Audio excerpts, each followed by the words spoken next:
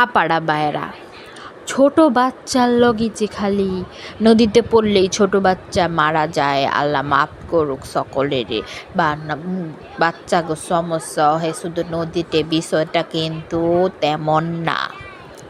আপনার আমার হাতের নাগালে থাইকাও বাচ্চা মরণ ঘাতির মতো আঘাত পাইতে পারে যদি আপনি বাথরুম খোলা রাখেন। যদি বাথরুম খোলা রাখা আপনি কাজকাম করতে থাকেন আর আপনার বালতিতে পানি থাকে, সেই বালতির পানির মধ্যে আপনার বাচ্চা কি না কি মনে কইরা পানির মধ্যে সে পইরা গেলে গাই তো আল্লাহ মাফ করুক সকলেরে, তার একটা দুর্ঘটনা হয়ে যেবার পারে।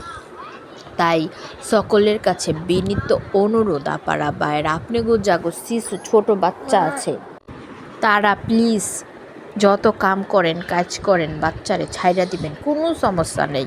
কিন্তু বড় কোনো পাতিলে, বড় কোনো বালতিতে বা ওয়াশরুম কোনো সময়ও খোলা রাইখা কাম কাজ করবেন না। বাচ্চার ব্যাপারে কোনো খামখেয়ালি না। আপারা বাইরা বিশ্বাস করেন, একটা বাচ্চা আপনার আমার কলিজা ফাইটা যে কষ্টটা পায়, সেই কষ্ট দিয়া কিন্তু আমরা তার পৃথিবীতে আনি। তাই আঙ্গ কিন্তু অতি গুরুত্বপূর্ণ দায়িত্ব যে তাকে সেফভাবে জীবনযাপন করার।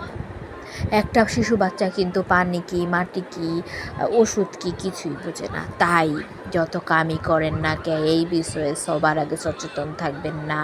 কোনো সময়ও ওয়াশরুম খোলা রাখবেন না।